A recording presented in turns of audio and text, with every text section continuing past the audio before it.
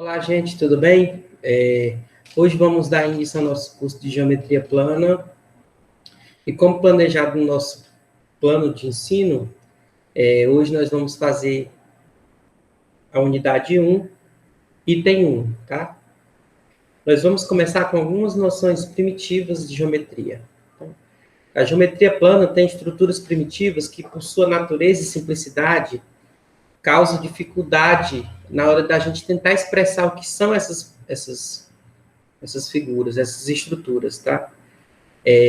Todas as construções que a gente vai fazer aqui, elas serão baseadas em axiomas, que são premissas consideradas verdadeiras, que por si só a gente não consegue demonstrar, definições, e a partir desses axiomas e definições, nós vamos conseguir criar proposições e teoremas que esses sim são demonstráveis, tá?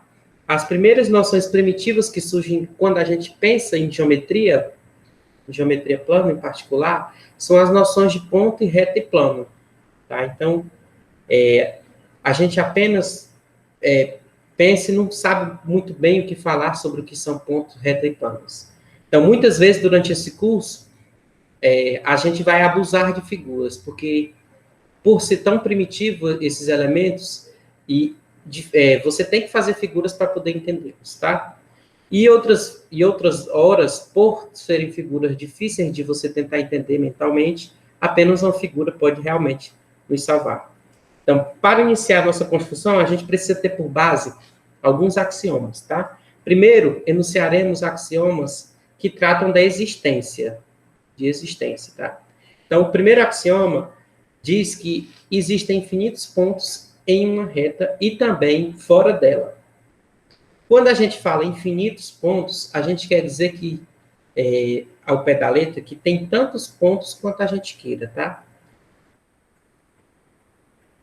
Outro axioma diz o seguinte, que dois pontos distintos determinam uma e somente uma reta que passa por eles, tá? Esse axioma, quando a gente fala dele, a gente começa a pensar em posições.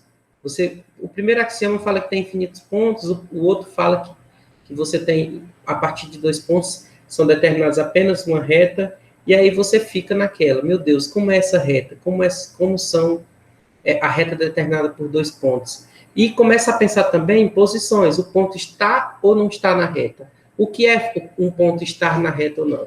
Então, essa figura aí é uma figura meramente ilustrativa, mas serve para a gente fazer algumas observações, tá? Primeira, os pontos B e C são coincidentes. Se vocês olharem com bons olhos, eles são coincidentes. É um ponto só com dois nomes, tá? Os demais pontos todos são distintos, só esses dois coincidem. O ponto pertence à reta, ou está na reta, a gente costuma usar essa notação de E pertence a R, tá? A gente vai usar bastante essa notação de pertencer ou não pertencer. O ponto A não pertence à reta ou não está na reta, a gente vai usar essa notação de não pertence também. Os pontos D, E e F são colineares. Colineares é que estão na mesma reta, tá, gente? Essa definição que é importantíssima a gente saber. Os pontos D, B e F não são colineares. Se você olhar naquela figura, os únicos três colineares são esses três que eu falei acima. Axiomas de semelhança, axiomas semelhantes aos que foram escritos, são feitos também para planos, tá? A mesma ideia que a gente tem com reta, a gente vai trazer essa construção para planos. O que é que diz? Em um plano qualquer, há infinitos pontos, tá? 3 pontos não colineares determinam um único plano, ou seja, apenas um plano pode conter esses 3 pontos. Então, é bem parecido com o que a gente tinha com reta, só que lá eram 2 e aqui temos 3. Então, um terceiro diz o seguinte, se uma determinada reta tem 2 pontos distintos no mesmo plano, então a reta está contida nesse plano. Então, além de termos 2 de existência lá, iguais, semelhantes ao que tínhamos com reta, Agora temos esse terceiro axioma que relaciona plano e ponto. Tá? É importante a gente tentar olhar para uma figura para poder tentar entender mais ou menos. Ó. A gente tem um plano alfa, a gente tem um ponto P fora desse plano, temos dois pontos. Eu passei, ó, os pontos E e F, eles determinam uma única reta. Os dois pontos estão no plano, então a reta inteira também está no plano. Os pontos A, B e C, eles são coplanares, ó, eles determinam esse plano. E aí eu vou explicar para vocês com algum detalhe o que são, o que é que eu estou falando agora. Por exemplo, os pontos A, B e C são colineares e eles determinam um plano. Este plano é o único que passa por os três pontos, por o axioma. Pontos coplanares são pontos que pertencem ao mesmo plano, então todos esses pontos que estão no plano aqui são coplanares, tá? Em particular, os três que determinaram ele, que foi o que eu falei anteriormente. A reta determinada por dois pontos, que estão no plano, no caso. Esses dois estão no plano, está contida no plano. E o ponto P não pertence ao plano, eu botei ele fora, em cima, de propósito, para a gente ter um ponto que não pertence ao plano. Outra definição importante que surge é a de retas concorrentes. Duas retas são concorrentes, são ditas concorrentes, se e somente se possuem um ponto e somente um ponto de interseção, tá? Então, tem uma proposição que serve basicamente para garantir que existem retas concorrentes. Que diz o seguinte: duas retas distintas, ou elas não se intersectam, ou têm apenas um ponto em comum. Esse fato eu provei no material que eu vou disponibilizar para vocês, junto com essa aula. E para não deixar essa aula muito carregada, demorada, eu vou omitir essa demonstração aqui, mas ela vai ficar disponível no material, tá? Eu trouxe uma figura ilustrativa para a gente entender como é que são as retas concorrentes. Aí nós temos a reta S, R e o ponto P. Então, simbologicamente, a gente diz que o ponto P o conjunto P, né? O conjunto contendo só o ponto P é a interseção da reta R com a reta S, tá?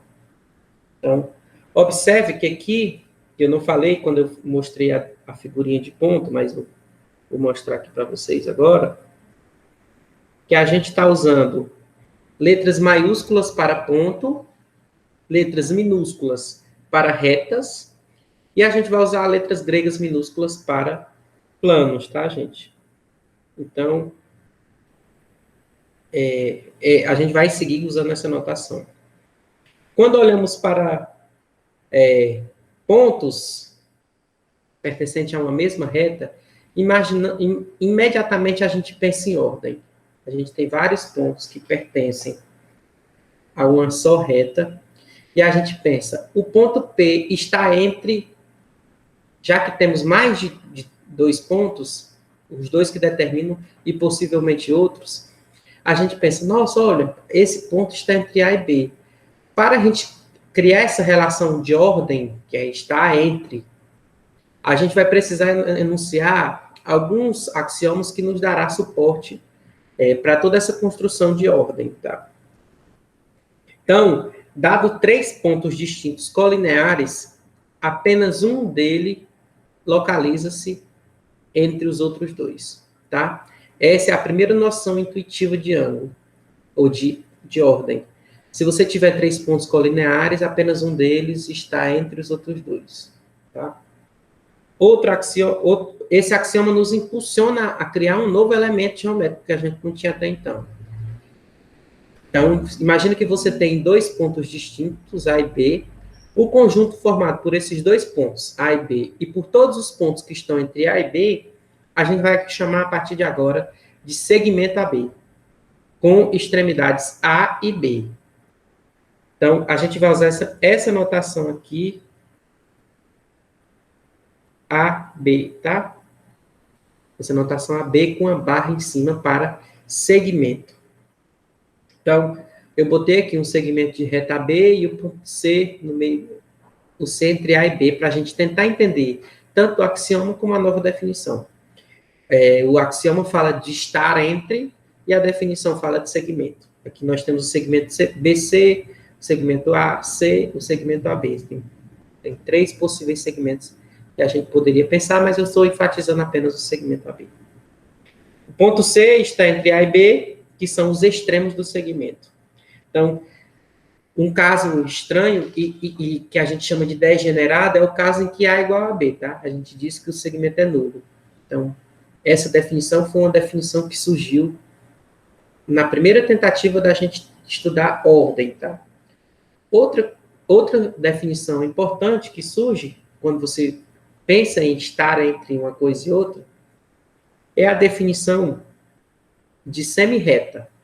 Então, se você tem A e B pontos distintos, a reunião do segmento de reta AB com os pontos C, tais que B está entre A e C, é a semirreta AB. O ponto A é a origem da semirreta, e a gente vai representar a semirreta por esse AB flechado aí, com a flecha em cima, tá? A mesma notação de vetor, que vocês já devem conhecer.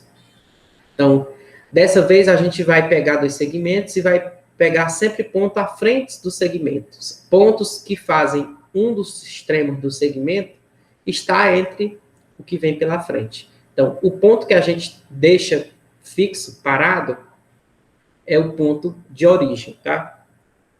Então, geometricamente a gente tem isso. É o conjunto dos segmentos AB, esse aqui já está prefixado no conjunto. E a gente vai adicionando todos os pontos Cs, que estão, obviamente, desse lado, os pontos Cs que deixam B entre A e C. Então, todo ponto que tiver aqui, ele é um ponto que está entre A, que deixa o B entre A e ele. Então, se ele deixou o B entre A e ele, esse ponto está também no conjunto, e assim a gente vai determinando nossa flecha crescendo para esse lado direito, sempre, tá? Observe que os 2 pontos AB, eles determinam 2 semirretas. Você pode pensar numa semirreta pegando pontos para esse lado, pontos que deixam B entre A e ele, ou pode pensar em pontos para esse lado, pontos que quando você pega aqui, o A fica entre B e ele. Então, você pode pensar de 2 formas diferentes. Quando você pensa desse outro jeito, você percebe que esse segmento AB pode determinar 2 semirretas distintas, AB e BA. Tá? A seta está indicando de onde é que sai para onde é que vai. E os 2 contêm os segmentos. Então, quando você desenha essas 2 retas, você desenha retas que a gente chama de retas opostas. Tá aí um desenho de semirretas opostas. E o AB, no caso, seria a interseção delas duas. Se você pensar que a origem de uma é A e a origem da outra é B, né? Como está escrito assim. Então, tem uma proposição que surge dessa definição anterior, que é possível ser demonstrada, e eu não trouxe a demonstração dessa proposição, mas você encontra no livro do João Lucas, que eu vou deixar como referência, lá do material que eu estou digitando, você consegue encontrar em vários livros de geometria por aí afora, tá? A proposição diz o seguinte: para as semirretas determinadas por 2 pontos, nós temos o seguinte, que AB unido com BA é a reta determinada por AB. Ou seja, quando você une as 2 semirretas, você determina nada mais, nada menos do que a reta que passa por esses 2 pontos. Aquela mesma reta que o axioma garante que existe uma única reta que passa por lá. E o item B diz que a interseção dessas 2 semirretas, elas geram o segmento de reta AB. Tá? Então, para demonstrar esse fato, basta você pegar um ponto da união, ou a letra B, por exemplo, você pega um ponto da interseção e mostra que esse ponto da interseção está no segmento. Aí depois você pega um ponto do segmento e mostra que esse ponto do segmento está na interseção, ou seja, os dois conjuntos estão um contido no outro. Você usa um pouco da lógica que vocês já estudaram, eu acho que foi a primeira disciplina que vocês cursaram aqui. Tá? Então, Assim como na sessão anterior, aqui também a gente vai pensar em posição relativa, tá? E essa figura que eu vou botar à frente, ela nos ajuda a relacionar alguns conceitos a respeito de posição relativa de segmentos. Os segmentos aqui também vão ter suas posições. Então, eu trouxe alguns segmentos estranhos, se vocês olharem, a primeira figura, ela não é sequer, os pontos sequer são colineares, né? Então, a gente tem segmentos A, B, BC, que eles satisfazem aí diversas propriedades. Vamos entender. Dois segmentos são consecutivos somente se a extremidade de um também é a extremidade do outro. Então, vamos voltar para lá e perceber que a gente tem vários segmentos consecutivos ali, mas a gente tem segmentos que não são consecutivos. Ó. Esses segmentos, na primeira figura, tanto AB quanto BC, são segmentos consecutivos. Na segunda figura também temos dois segmentos consecutivos, mas na terceira figura, se você olhar para esses dois segmentos aqui, ó, eles não são consecutivos, tá? Eles não são consecutivos. Então, dá uma falhada nessa primeira definição de que é ser consecutivo, tá? Dois segmentos são colineares se somente se estão em uma mesma reta, ou seja, se você voltar para cá, na segunda e na terceira figura, os segmentos são colineares. Todos os segmentos, eles são colineares. Então, todos na mesma reta. Mas a primeira figura tem dois segmentos que não são colineares, porque o ponto C, ó, ele não está na reta formada por AB. Então, a gente tem esse furo. Para ser colinear, eles todos tinham que estar na mesma reta, ou seja, todos os extremos tinham que pertencer à mesma reta. E nesse caso não é satisfeito. Outra definição é a definição de ser adjacente. Dois segmentos consecutivos e colineares são adjacentes se somente se possuem apenas uma extremidade em comum. Tá? Apenas a extremidade em comum, desculpa. Não pode ter mais do que a extremidade em comum. Ah, professor, não entendi. Calma. Vamos olhar para esse segmento aqui. Ó. Esses dois segmentos aqui, eles são consecutivos e colineares. E quando você faz a interseção de DH com DE, essa interseção ela dá apenas o ponto H. Olha agora para esse segmento FJ. O segmento FJ e o segmento IJ, eles são segmentos colineares, eles são segmentos consecutivos, mas se você olhar, a interseção deles dois dá o próprio IJ. Não dá só um extremo. E a definição diz o seguinte, que dois segmentos consecutivos e colineares são adjacentes se só se possuem apenas a extremidade em comum. Então, nesse caso, e em outros que você consegue desenhar essa figura, se você tentar analisar mais, você vai ver que tem outros segmentos que não são também adjacentes, porque quando você faz essa interseção, você encontra, além de um extremo, encontra um pedaço de segmento. Então, toda vez que você encontra um pedaço de segmento, você está lidando com segmentos que não são adjacentes. Tá? Então, essa noção, uma última noção que falta para a gente, uma boa noção, na verdade, é a noção de congruência de segmentos. Tá? E ela é uma noção muito primitiva. O que é ser congruente? Então, a gente vai usar esse símbolo, que é tipo uma igualdade, só que com 3 flechinhas, para representar essa relação de congruência entre dois segmentos, tá? E a gente vai exigir que essa nossa relação que a gente está definindo satisfaça 3 coisas. A primeira é que ela seja reflexiva, ou seja, um segmento é sempre igual a ele mesmo, que ela seja simétrica, ou seja, que se AB é congruente a CD, então CD é congruente a AB. Vale a simetria. E que ela seja também transitiva. Se AB é congruente a CD e CD é congruente a EF, então AB tem que ser congruente a EF. Então, você carrega essa igualdade. Então, uma observação é que essas relações que satisfazem esses 3 itens são chamadas de relação de equivalência. E durante essa vida de vocês, essa vida acadêmica no curso de matemática que está só começando, vocês vão ouvir falar sobre isso algumas vezes, relações de equivalência. Guarda esse nome.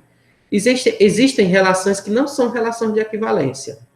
Para vocês ficarem com a pulga atrás da orelha, se vocês olharem a relação de ordem menor que, ela não é uma relação de equivalência. Porque ela fura o item 2 de simetria, por exemplo. O 2 é menor do que 5, mas o 5 não é menor que 2. Fura a simetria.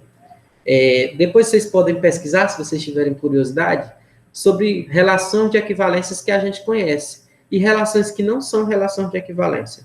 É um exercício interessante, vale a pena, agora que vocês estão começando a estudar matemática. São coisas que a matemática nos oferece. Um axioma importante fala sobre congruência de segmento. Tá? Esse axioma, o que é que ele faz na prática? Ele é um axioma de transporte. Você pega um segmento de qualquer lugar que ele esteja e transporta para uma semirreta que você queira ou para outro lugar. Então, o que é que diz ele? Dado um segmento AB e uma semirreta com origem A', só existe um ponto B' que está sobre essa semirreta e satisfaz essa propriedade, que o AB é congruente à linha B'. Então, ser congruente é ter, então, esse axioma também nos dá a ideia de que ser congruente basta que você tenha o mesmo tamanho, embora a gente não tenha falado que é o tamanho de um segmento ainda. Quando você transfere ele para lá, é como se você tivesse levado o mesmo tamanho. A gente vai usar esses tracinhos vermelhos, vocês já devem conhecer da vida pregressa de vocês, o uso de tracinho para representar, quando você usa um tracinho num, um tracinho no outro, é que os dois têm o mesmo tamanho.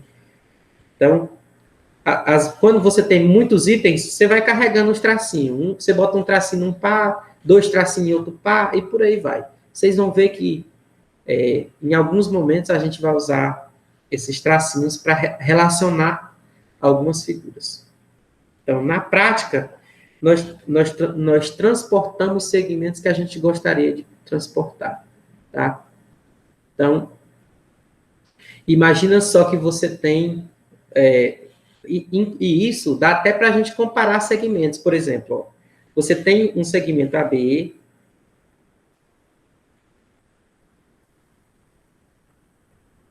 e você tem um segmento CD, que é um pouquinho maior. Então, se você tem uma semirreta aqui, de origem A', por exemplo, você tem aqui um B', você pode escrever assim, ó, D', perdão. Chamar também de C', e aqui tem o D', tá? Você transporta os dois segmentos. E aqui a gente consegue até ter uma relação, ó, o B ficou entre A e D. É como se o AB fosse menor do que o CD. Tá entendendo? Esse axioma de transporte, ele nos dá essa possibilidade. Você pega segmentos que estão espalhados num plano qualquer e sai botando eles tudo em cima de uma semirreta, e assim você consegue comparar. Você podia, inclusive, não botar aqui, você poderia botar... você poderia fazer o seguinte, você poderia botar aqui o A', aqui está o B', né? E aí você poderia começar o C' aqui, ó. Então, esse transporte é para você pegar esse cara, botar aqui, e esse aqui botar aqui, tá? Você pode transportar para onde quiser. O que o axioma nos impulsiona a fazer é isso. E agora a gente consegue, além de comparar, ter até uma ideia de soma, tá? Mas isso a gente vai construindo. Usando o axioma de transporte, a gente pode pensar em adição. Basta transportar como do jeito que eu acabei de falar. Então, vamos olhar para essa figura. Se você transportar dois segmentos assim, o que é que você está fazendo? Você está olhando para um segmento aqui maior, perdão, para um segmento maior, o EH, que na prática ele é a soma dos dois segmentos. Então, a gente está olhando para essa ideia de soma. Olha, o AB é congruente a EG, o CD é congruente ao GH. Então, o que é que a gente tem? A gente tem um segmento grandão, EH, que é a soma de AB com CD. Então, se a gente consegue, com isso, definir um elemento extremamente importante, que é a definição de ponto médio de um segmento AB, que é um ponto que está entre A e B. Ou seja, que AM, exatamente no meio, né? Que MA é congruente a MB. Então, a gente diz que M é ponto médio, se somente se ele está entre A e B e satisfaz essa congruência, tá? Geometricamente, a gente tem isso. A gente tem o segmento AB. O ponto M, que está aqui, é o ponto que satisfaz exatamente esse critério, que o AM é congruente ao MB. Então,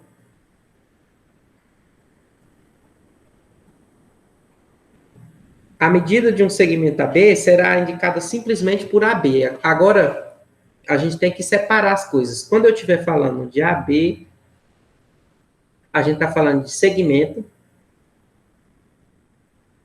E quando eu estiver falando AB, sem a barra em cima, a gente está falando da medida, tá? Tem livros que escrevem assim, ó, M de AB, para a medida. Tudo bem, é uma notação, mas eu acho muito... fica cansativo ficar carregando essa notação para sempre. Então, a gente vai usar apenas AB como medida, tá? Não vai usar M de AB. E ela vai ser nula apenas se A e B coincidem, tá? Então, se os pontos A e B forem coincidentes, a gente vai dizer que a medida do segmento AB é nula. É um segmento degenerado, né? Que não é bom para a gente. Essa medida, ela tem que satisfazer 3 itens para poder estar bem definida. O primeiro item é que os segmentos congruentes terão medidas iguais, e segmentos com medidas iguais serão congruentes, tá? Então, se você tem segmentos congruentes, as medidas são iguais. E se seus segmentos tiverem a mesma medida, é porque eles são congruentes, tá? Outro critério, na prática, é isso. Se AB é congruente a CD, é porque AB e CD têm a mesma medida. Se e só se, tá? Se um segmento é maior do que o outro, a sua medida será maior que a medida do outro, tá? Então, se você tem a relação para segmentos, você tem a relação para medidas. E o terceiro critério que tem que satisfazer é que a medida do segmento soma será a soma das medidas do segmento. Então, com isso, a gente ganha o seguinte. A gente ganha que a nossa medida, para ser bem definida, ela tem que satisfazer esses 3 pontos. E aqui, como dá certo, com tudo que a gente já vem construindo, a gente ganhou uma medida. No material, eu faço algumas observações sobre as medidas mais usadas e sobre como é que a gente faz essas medidas na prática, certo? Uma boa leitura do meu material vai acrescentar um pouco mais ainda a essa minha aula. Então, para encerrar nossa aula de hoje, a gente vai falar sobre ângulos, que é o terceiro tópico da aula. A gente vai chamar de ângulo a região formada por 2 semirretas com a mesma origem, tá? Então, essa figura aqui nos dá uma boa impressão sobre ângulo. Observe que eu botei esse alfazinho aí, com essa região pequenininha, apenas para mostrar que a gente usa esse pedacinho associando ele como se ele fosse o ângulo, tá? Mas o ângulo é toda essa região. A semirreta, as 2 semirretas com a origem e toda essa região que está aqui, tá? Essa região aqui. esse arquinho pequenininho que a gente bota no meio, ele serve apenas para simplificar a nossa notação e em muitos momentos ele é mais cômodo vocês riscar só esse pedacinho para representar todo o ângulo, tá? Então, existem várias notações para ângulo. Esses três são as mais usadas e eu, particularmente, no nosso material, estou usando sempre essa primeira notação aqui que eu vou botar dentro de um quadrinho verde. Então, a gente está usando mais essa notação do material. Quando, se vocês forem ler, vocês vão perceber. Embora essa notação de chapéu só no vértice, ela seja mais cômoda a escrita, eu não gosto dela porque você despreza as semirretas que dão origem ao ângulo. E elas são tão importantes quanto o vértice, para mim, né? Essa é a minha opinião. Então, existem axiomas também para a construção de ângulos, para a construção de som, para a construção da definição de todas aquelas propriedades de ângulo que a gente tem. Existe uma forma de abordar essa construção idêntica à que a gente fez com segmentos. A gente transporta os ângulos para depois entender o que é soma e o que é medida. Eu vou fazer a construção de ângulos de outra forma para a gente ficar com as duas experiências. Então, o primeiro axioma diz que todo ângulo tem uma medida maior ou igual a zero. E ela será zero apenas se as semirretas forem coincidentes. Tá? Então, com isso, a gente consegue definir um elemento importante. Seja R uma reta e A um ponto qualquer fora dela. O conjunto constituído por todos os pontos de R e por todos os pontos B, tais que AB, interseção com R, é o vazio, é chamado de semiplano determinado por R, contendo A. Essa definição é importante para que a gente possa entender outras coisas que vão vir à frente, tá? Então, eu vou denotar o semiplano determinado por R que contém A por esse P maiúsculo com R para representar a reta R e A para representar o ponto A, tá? Tem uma figura que mostra mais ou menos como é. Imagina que aqui o ponto é A, tá? Então, o semiplano seria toda essa parte que está aqui em cima. E a reta, né? Claro, a reta e toda essa parte que está aqui em cima. Por quê? Porque se você pegar um ponto que está aqui, quando você fizer o segmento, vai ter interseção com a reta. E a gente não quer isso, a gente só quer os pontos que quando eu faço o segmento, não tem interseção com a reta. Então, os semiplanos, essa reta, determina dois semiplanos. Um que está para cima, que é o que contém o ponto C, e outro que não contém o ponto C, mas isso a gente não vai aprofundar porque não é interessante para a gente, tá? Outro axioma é que uma reta R determina exatamente dois semiplanos distintos, que foi até o que eu acabei de falar. O semiplano que contém o ponto C e o que contém o ponto A, por exemplo. Imagino que o A está aqui. Tá? Então, são dois semiplanos, e a interseção deles dois é exatamente essa reta R. Então, o que o axioma diz é isso. A gente diz que uma semirreta divide um semiplano, agora a gente vai dividir um semiplano. Se ela estiver contida no semiplano e a sua origem estiver na reta que determina o semiplano. Então, por exemplo,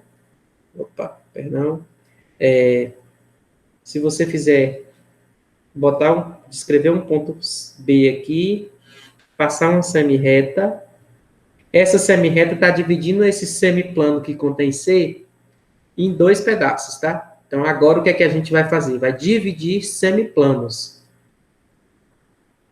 Então, quando você divide um semiplano, a gente vai enunciar um axioma que vai dar, de certa forma, uma coordenada para essas retas que dividem um semiplano, tá? Então, imagine um semiplano qualquer. É possível fazer uma objeção entre as semirretas de mesma origem, que dividem um semiplano, com os números reais entre 0 e 180, de modo que as subtrações dessas coordenadas estejam associadas ao ângulo formado entre essas duas semirretas. Aí agora sim eu confundi tudo. Vamos entender com uma figura. Imagina que a gente tem uma semirreta, tá aí a semirreta.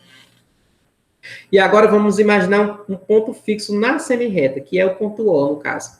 Então, todas as semirretas que saem de O e dividem esse semiplano, o mesmo semiplano, no caso, a essas retas, essas semirretas, perdão, a gente consegue fazer uma associação bionífica entre 0 e 180.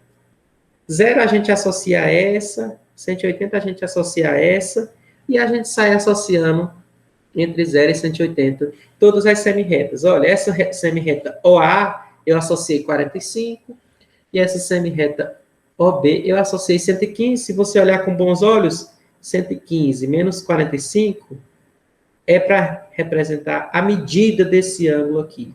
Foi o que o axioma falou aqui atrás, tá? Então, essa subtração aí, acho que dá 90, dá 70, né?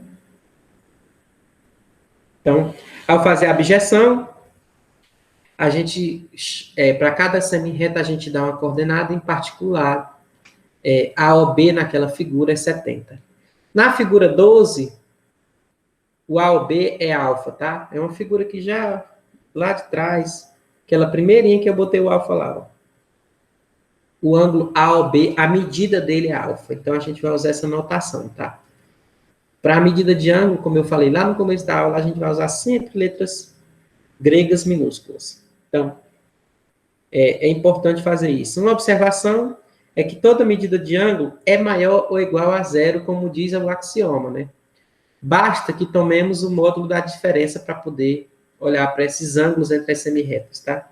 Então, quando você for fazer essa diferença aqui, você bota em módulo e não precisa se preocupar com as coordenadas. O importante é que toda medida de ângulo fique positiva, porque o axioma disse isso lá atrás. Então, com isso, a gente consegue... A gente tem outra definição, seja OB, OB e OB aqui é para ser OB, OA e OC, tá? Semirretas de mesma origem. O segmento AB, se o segmento AB, interseção com OC, é diferente do vazio, dizemos que OC divide o ângulo AOB, tá? Então, se uma semirreta OC divide os ângulos AOB, divide o ângulo AOB, então essa igualdade acontece. Para a gente entender isso, é preciso ter uma figurinha, já que eu errei a anotação. Então, vamos olhar assim. Vamos olhar O, A, B.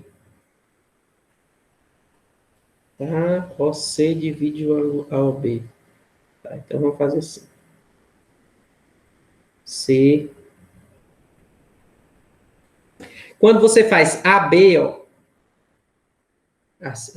o segmento de reta AB, vou fazer as semirretas todas de roxo, mas eu vou fazer o segmento AB de verde. O segmento AB intercepta OC. Tá? Então, o que é que isso quer dizer? Que OC divide o ângulo. Então, se ele dividir o ângulo, o axioma diz o seguinte, que se você tem um ângulo, uma semirreta que divide um ângulo, então essa igualdade é satisfeita. Ou seja, a gente está somando ângulos. Tá? Se a soma de dois ângulos é 180, em particular, a gente diz que esses ângulos são suplementares. E o suplemento de um ângulo é o ângulo adjacente a ele, gerado pelo prolongamento da semirreta, que é um dos seus lados, no caso. Então, essa figura aqui nos ajuda a entender bastante. Ó, imagina que você tem as semirretas OC e OB. O ângulo vermelho é o ângulo em questão. Então, se você prolongar OC para baixo e ir para D, no caso, prolongar para este lado, você cria esse ângulo roxinho que está aqui, ó, que eu vou passar um verde nele. Então, esse ângulo aqui é um suplemento, que eu estou pintando de verde, do ângulo vermelho, tá? É um ângulo lilás que é suplemento. Do mesmo jeito, se você prolongar a outra semirreta, você encontra outro ponto, outro ângulo, perdão, aqui em verdinho, que também é um suplemento do ângulo em questão, que é esse vermelho aqui. Então, observe que para cada ângulo, você consegue desenhar imediatamente dois suplementos. Um para um lado e um para o outro.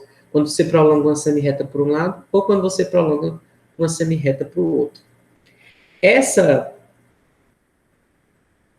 figura, ela nos dá uma ideia de um novo conceito de posição, que é ângulos opostos pelo vértice. Observe que os ângulos em vermelho, eles são opostos pelo vértice, que eles ficam de lados opostos ao mesmo vértice O. E os ângulos em lilás também são opostos pelo vértice, tá?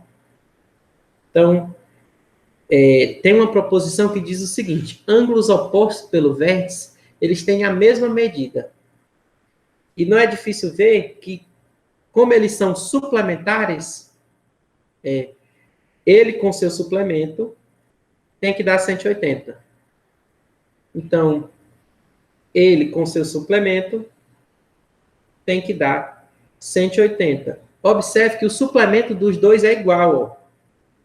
O suplemento, no caso, é esse que eu vou botar sublinhado em vermelho. Ó.